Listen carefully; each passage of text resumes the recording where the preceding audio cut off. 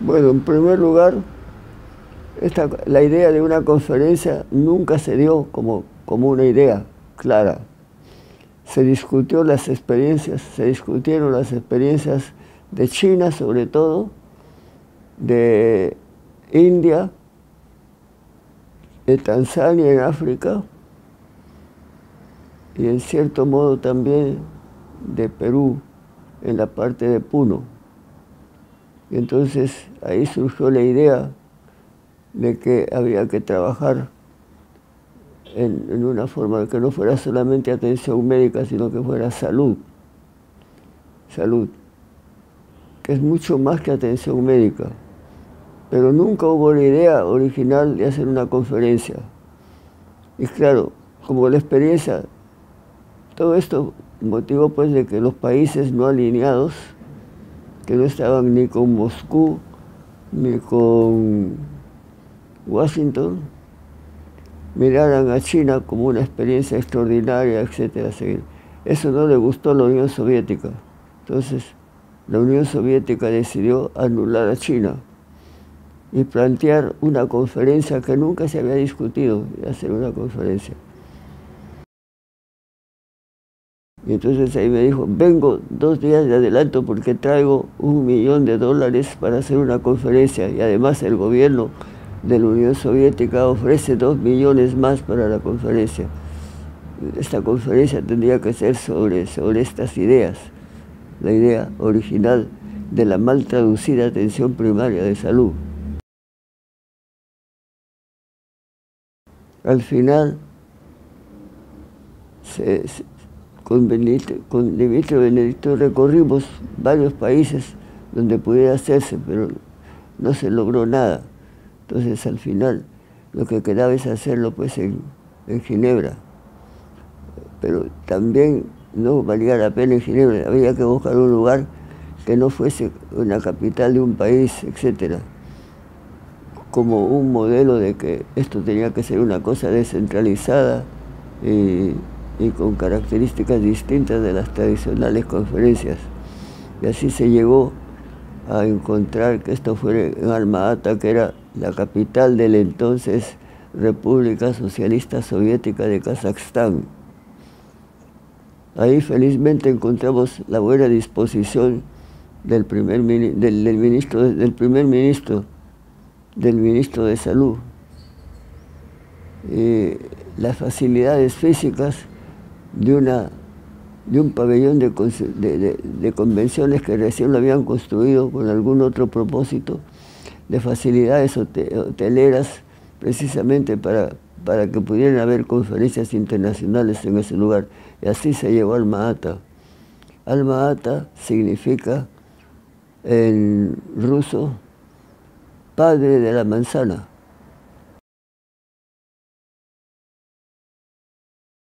Todo fue un éxito. Se preparó en 18 meses. Y como le digo, separamos cuidadosamente la parte de la declaración de la parte de las recomendaciones a las cuales presentaban cada ministro, cada país, etc.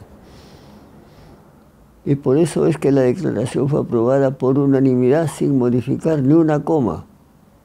Y en la declaración está la esencia de lo que hoy día está mal traducido como atención primaria de salud, o con su mejor denominación aceptada por la OMS, de cuidado integral de la salud por todos y para todos. Ahí está la esencia.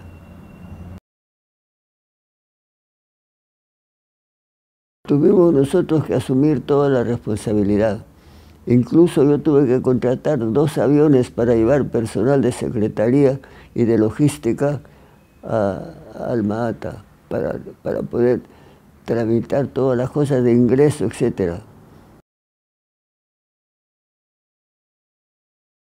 Fue sobre la base de un borrador que fue sometido a discusión por los países en las regiones y en varias reuniones internacionales previas, de tal manera que tuviéramos la garantía de que la declaración fuera aprobada sin modificaciones y que la segunda parte fuera abierta para que para que porque la experiencia internacional es que cada país, cada ministro quiere mostrar que contribuyó en algo. Entonces teníamos ahí nosotros la declaración intangible, muy discutida, no se modificó ni una coma, y las otras recomendaciones que eran un conjunto, muchas de las recomendaciones son contradictorias a la esencia de la declaración. Así que para entender la conferencia de Alma-Ata hay que centrarse en la declaración. Ahí está la esencia.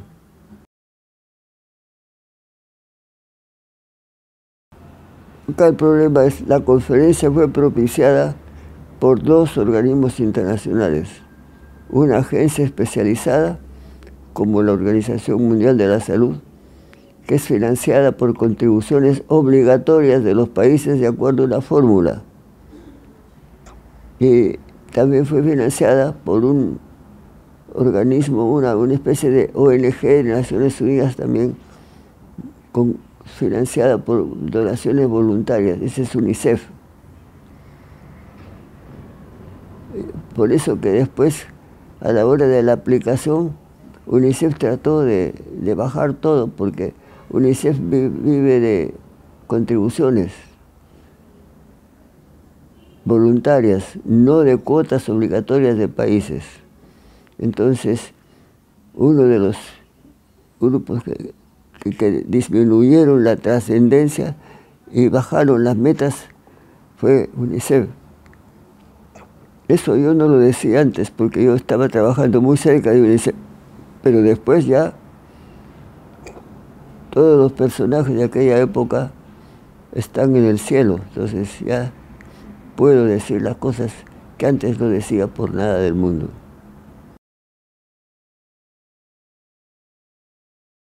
Yo tenía muchas conexiones con UNICEF por otros programas y por otras cosas. Así que yo trabajé muy cerca de UNICEF, pero después de la conferencia, a la hora de aplicar la conferencia, ahí UNICEF decía, ¿qué hacemos? Para poder demostrar que nos sigan manteniendo los países voluntariamente o las organizaciones no gubernamentales, tenemos que cumplir las metas. Entonces bajaron todo lo que era el espíritu, de tal manera que no necesitaban hacer gran esfuerzo. Ese fue uno de los factores por los cuales se ha desvirtuado la idea original de Alma-Ata.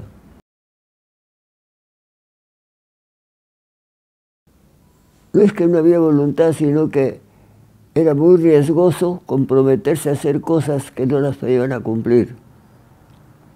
Y entonces desvirtuaron todo. En cada país, cada ministro desvirtuó de tal manera que pudiera demostrar de que estaba haciendo atención primaria de salud, mal traducida, de nuevo. Pero no. Esa es una realidad política. Como todas las cosas son políticas, pues la política es inevitable.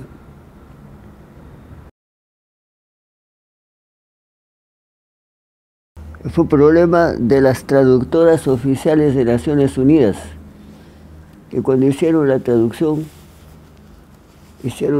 no la traducción, sino que en esa época no habían grabaciones, en esa época todo se tomaba taquigráficamente y después se escribía. Entonces ellas revisaron todo y entonces ahí emplearon el término de atención primaria de salud. Y las traductoras, y nunca se dijo primario, es decir, nunca se dijo atención, nunca. Siempre se dijo cuidado integral de la salud, por todos y para todos. Pero eran las traductoras oficiales de Naciones Unidas muy soberbias y como eran de Naciones Unidas, dijeron, doctor, usted sabrá de asuntos de salud, pero nosotros somos las traductoras. Y a mí me faltó realmente capacidad de pelea.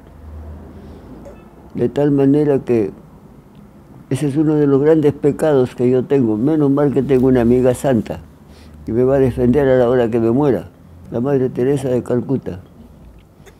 Pero si hay justicia divina, con el hecho de no saber pelear bien con las traductoras y aceptar por ser pacífico,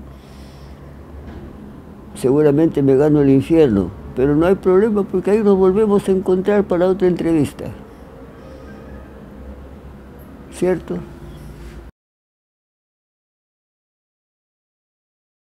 Yo creo que el problema es de que la gente lea, porque la gente no lee. De eso hay que tener cuidado. Los mensajes tienen que ser hoy día muy cortos, excesivamente cortos y muy concretos. La gente no lee. Esto ya está reconocido en todas partes, en todos los niveles. Por eso que tienen que hacerse reuniones internacionales de lectura de libros y todo lo demás, porque la gente no lee, pues, no lee. Ese es un gran problema del mundo de hoy. El celular, se enteran de todo por el celular. La televisión, se enteran de todo por la televisión, no leen. Ese es el gran problema del mundo de hoy.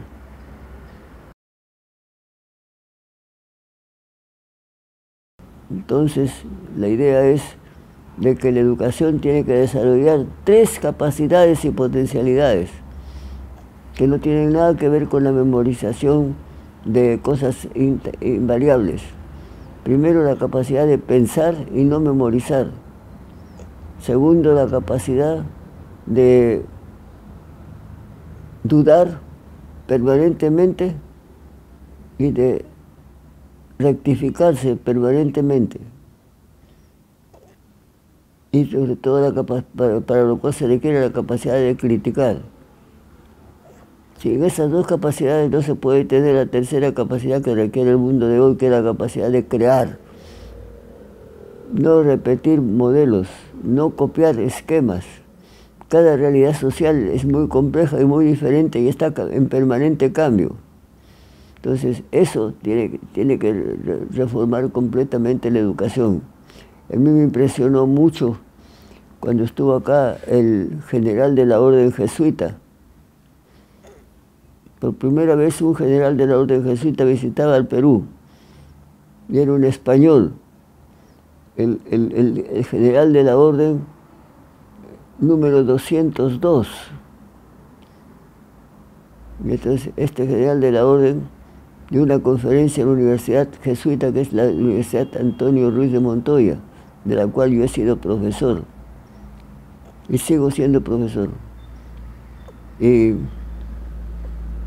entonces, él dijo todos esos mismos elementos de juicio. Yo asistí a la conferencia que dio en la universidad, y el general dijo, pero esto es muy difícil, no se entiende. Yo le voy a dar un ejemplo más fácil. Lo que debemos formar hoy día son jirafas. Nos quedamos todos sorprendidos. Entonces dijo, la jirafa es el único animal, incluyendo al hombre entre las especies zoológicas, que tiene 3 características muy importantes. En primer lugar, no entierra la cabeza bajo tierra. No ve lo que está inmediato, ve a lejos, porque tiene un cuello largo. Pero antes dijo, más importante, la jirafa tiene un corazón muy grande, demostrado científicamente, y tiene un corazón muy grande porque de otra manera no puede irrigar el cerebro que queda lejos. Entonces, primera característica del que se forma, corazón grande, pensar en los demás con amor, en el buen sentido de la palabra. Segundo, mirar lejos y no cerca. Y la jirafa, por el cuello largo que tiene la capacidad de girar y mirar 360 grados. O sea, la jirafa sabe qué es lo que está pasando en su alrededor, que eso es importante, saber qué pasa en el mundo, qué pasa en Perú, qué pasa en América Latina, qué pasa en el mundo, qué cambios hay y cómo adecuarse a esos cambios. Esto a mí me pareció extraordinario.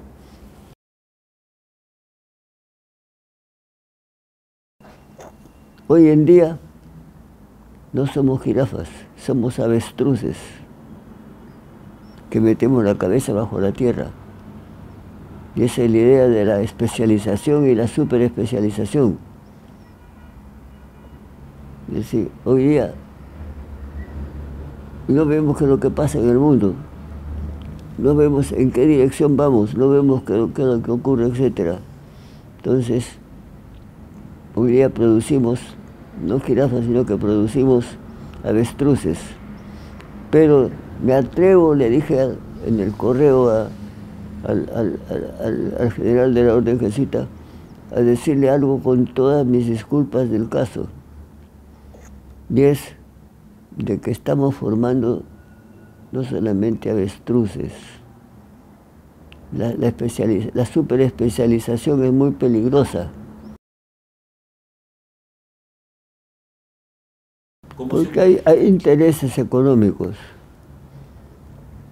Y en la verdadera salud pública no hay que prescribir medicamentos.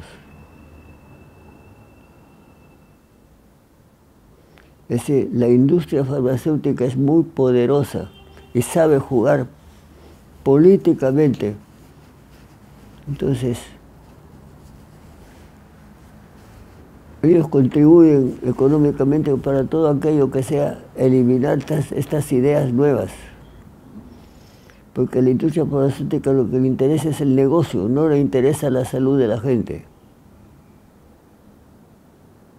Esa es mi opinión.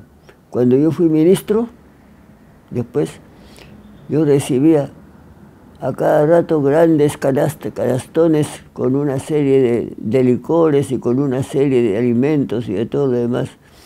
No alimentos esenciales, sino simplemente postres, cosas caras, etc. Yo lo devolvía. Me lo mandaban, vinieron a decirme, pero yo dije, no quiero. Yo tengo un régimen alimenticio ya. Entonces, así juega la industria. Y sobre todo para consolidar la deformación educacional, que el médico no se siente realizado si es que no tiene la última palabra de la tecnología. Así que esa es la realidad. Deberían pensar y deberían leer, porque hoy día la gente no piensa, memoriza, y la gente no lee, simplemente repite. El gran enemigo del desarrollo de la juventud y del adulto es el celular. Se ha roto la familia también con el celular. Esos son los peligros de la tecnología. Yo lo veo a cada rato. Entonces yo diría, libérense de la esclavitud de la tecnología.